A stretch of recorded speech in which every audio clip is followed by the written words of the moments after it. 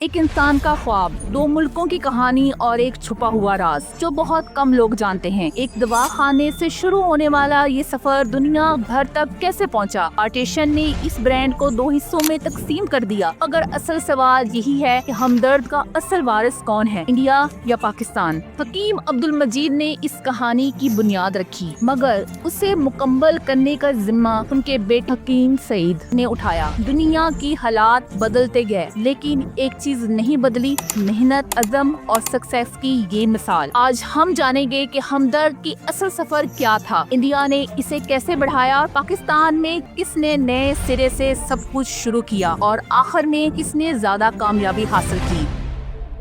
ہمدرد کی بنیاد 1906 میں دلی میں حکیم عبدالمجید نے رکھی۔ ان کا مقصد صرف ایک ہربل دوا کے کاروبار کرنا نہیں تھا، بلکہ یونانی طب کو ماڈرن سائنس کے ساتھ جوڑنا تھا۔ ان کے تجربے اور ہربل میڈیسن کی وجہ سے ہمدرد جلد مشہور ہونے لگا۔ روح افزا جو آج بھی ہر گھر میں پسند کیا جاتا ہے، اس دور کی ایک اہم پروڈکٹ تھی۔ حکیم عبدالمجید کی ڈیڈیکیشنز اور محنت نے اس برانڈ کو ایک پہچان دی۔ لیکن پھر آیا 1947 کی پارٹیشنز، جو صرف ملک کی نہیں بلکہ اس برانڈ کو بھی دو حصوں میں ڈیوائیڈ کرنے والی تھی۔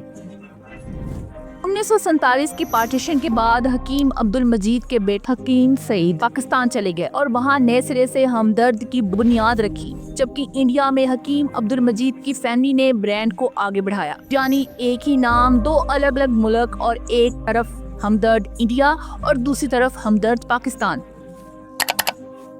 لیکن پاکستان میں نئے سفر آسان نہیں تھا۔ پاکستان آنے کے بعد حکیم سعید نے 1953 میں ہمدرد پاکستان کا آغاز کیا، لیکن یہ سفر بہت مشکل تھا۔ جب حکیم صاحب پاکستان پہنچے تو ان کے پاس نہ فیکٹری تھی، نہ کوئی بڑا سیٹ اپ، اور نہ ہی انڈیا سے کوئی بڑا حصہ ملا۔ ان کو سب کچھ نئے سرے سے شروع کرنا پڑا۔ شروع میں ایک چھوٹی سی جگہ پر ہربل میڈیسنز کا کام شروع کیا، یونانی طب کو پروموٹ کرنے کے لیے ریسرچ اور انوویشن پر فوکس کیا۔ 1953 میں کراچی میں چھوٹی سی لیبارٹری بنائی جو آج ایک بڑے امپائر بن چکی ہے۔ 1953 میں پاکستان کے تحت ڈھاکہ میں ہمدرد کی بنیاد رکھی گئی، جو 1971 میں بنگلہ دیش کی آزادی کے بعد ہمدرد بنگلہ دیش ایک خود مختار ادارہ بن گیا۔ حکیم سعید صرف ایک بزنس مین نہیں، ایک ویژنری لیڈر تھے۔ انہوں نے صرف دوائیوں کا کام نہیں کیا بلکہ علم اور تعلیم کو بھی اپنی زندگی کا مشن بنایا۔ انہوں نے مدینہ الحکیم جیسے ایجوکیشن انسٹیٹیوٹ بنائے، ہمدرد یونیورسٹی کا آغاز کیا،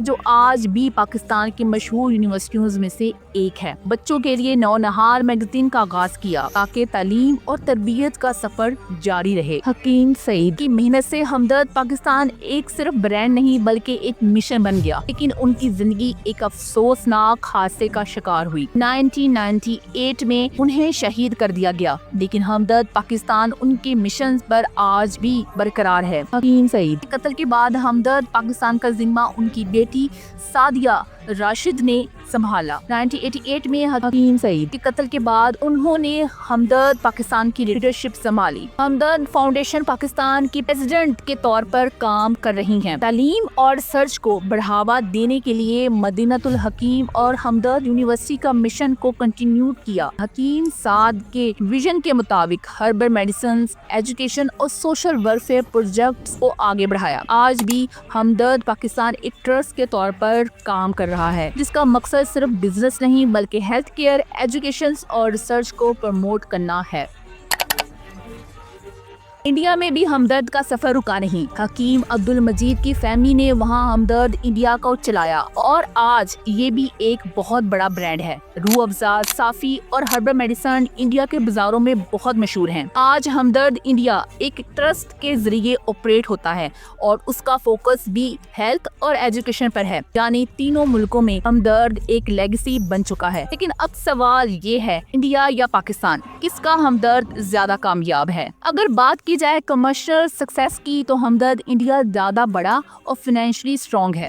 وہاں پاپولیشن زیادہ ہونے کی وجہ سے اس کی سیلز بھی زیادہ ہیں۔ لیکن پاکستان میں ہمدرد صرف ایک برانڈ نہیں بلکہ ایک مشن ہے۔ اس کا فوکس صرف بزنس نہیں بلکہ ایجوکیشن، ریسرچ اور سوشل ویلفیئر بھی ہے. یعنی اگر بزنس پوائنٹ آف ویو سے دیکھا جائے تو انڈیا کا ہمدرد زیادہ سکسیسفل ہے، لیکن اگر امپیکٹ اور ویژن دیکھا جائے تو پاکستان کا ہمدرد مشن کے طور پر زیادہ بڑا رول ادا کر رہا ہے. آج ہمدرد کی تینوں برانچیں انڈیا، پاکستان اور بنگلہ دیش نان پروفٹ ٹرسٹ کے طور پر آپریٹ ہو رہی ہیں اور ان کا منافع ایجوکیشن، ہیلتھ کیئر اور ریسرچ پر لگتا ہے. ہمدرد کی کہانی صرف ایک ہربل برانڈ کی نہیں بلکہ محنت، عزم اور سیکریفائس کی کہانی ہے. حکیم عبد المجید نے ایک سپنا دیکھا اور ان کے گھر والوں نے اس سپنے کو مکمل کیا. حکیم سعید نے سب کچھ چھوڑ کر پاکستان آ کر نئے سرے سے سب کچھ شروع کیا. تینوں ملکوں میں ہمدرد ایک مثال بنا، ایک بزنس بھی اور ایک مشن بھی. اگر آپ کے پاس ایک ویژن ہے، اگر آپ کے اندر محنت اور جنون ہے تو کوئی بھی حالات آپ کو روک نہیں سکتے. تو آپ کی نظر میں کون زیادہ سکسیسفل ہے، ہمدرد انڈیا یا ہمدرد پاکستان؟ اپنی رائے کمنٹس میں ضرور دیں، اور اگر یہ کہانی انسپائرنگ لگی تو اسے شیئر کرنا مت بھولیے. ہمارے چینل کو سبسکرائب کریں. اللہ حافظ.